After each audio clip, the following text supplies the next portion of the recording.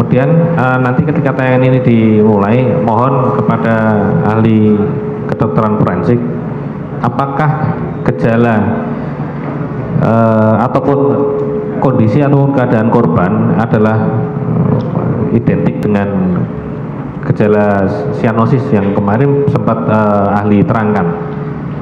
Ya, setelah meminum, korban memegang bagian mulut dan hidung, terus lanjut. Kemudian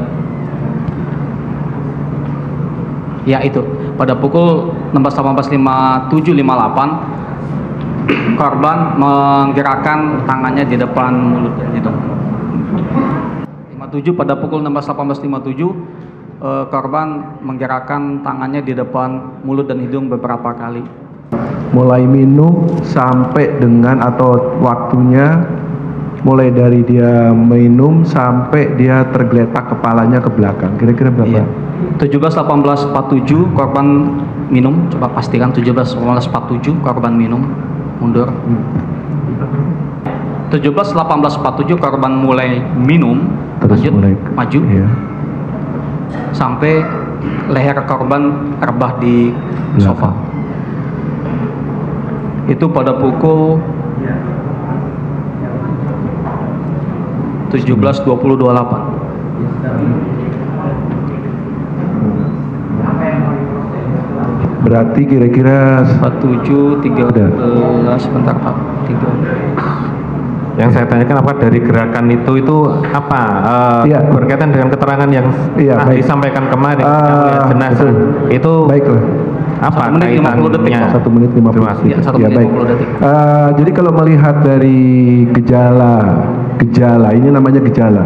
Saya kemarin bilang bahwa untuk menentukan atau menegakkan diagnosa suatu kematian karena keracunan ada 5 hal yang harus kita ketahui. Yang pertama tadi saya ingatkan kembali saja, yaitu bahwa orang itu sehat, semula sehat, kemudian mendadak meninggal atau sakit. Yang kedua ada tanda, ada kontak dengan benda yang diduga adalah racun. Dan yang ketiga adalah gejala. Nah, kalau lihat dari gejala dari CCTV ini jelas sekali adalah gejala dari keracunan sianida. Gejala keracunan sianida. Kenapa? Karena gejala keracunan sianida, terutama dengan dosis yang besar, itu akan menyebabkan suatu rasa atau terbakarnya jaringan mulut bagian dalam dan salurannya sampai ke daerah lambung. Jadi korban ini sebetulnya terasa terbakar, jauh lebih pedih dan lebih sakit daripada kita makan yang pedas-pedas. Oleh karena itu dia segera membuka mulut dan mengipas-ngipaskan seolah-olah dia kepanasan untuk mencoba mengurangi panasnya tersebut. Kemudian gejala-gejalanya timbulnya kira-kira berapa detik? Biasanya tuh sangat cepat sekali. Jadi mulai dia minum sampai timbul dia tidak enak itu sampai dia ya, ketika minum jatuh, kan? Dia rebah tuh 1 menit 50 detik ya. Mulai dia minum kemudian dia mulai kerasa itu kira-kira berapa detik? Sebentar, dia menggerakkan itu dia minum 18.47 ditambah itu 54 itu 7 detik.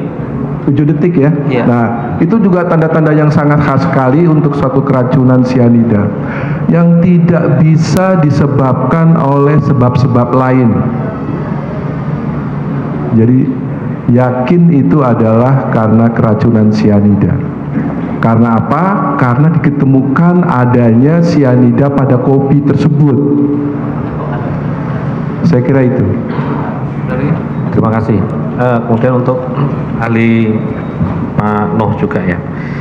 Tadi dijelaskan bahwa Pak Nuh juga melakukan olah TKP. Betul? Iya. Olah TKP. Kemudian tentang dapat disisipinya ataupun dapat disisipi, dapat kemudian dihilangkan, itu apakah bisa dilihat jelas perbedaannya?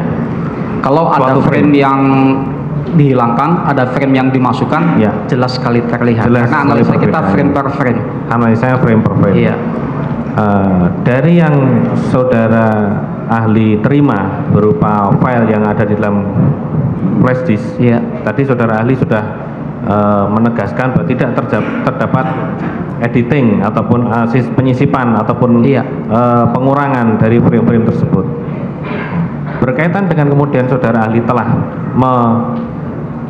mengunjungi TKP, melakukan olah TKP juga, atas pertanyaan penasihat hukum tadi bahwa ahli tidak mengetahui dari mana asal file tersebut, apakah dari apa tadi sudah dipertegas tadi sudah ada, tapi setelah saudara melihat tayangan CCTV yang ada dalam file itu, kemudian saudara melakukan olah TKP, saudara yakin tidak bahwa apa yang terdapat dalam tayangan CCTV itu adalah sebuah peristiwa yang betul real terjadi saat itu? Iya, betul. Yakin saudara? Yakin. Cukup, terima kasih untuk atas ini.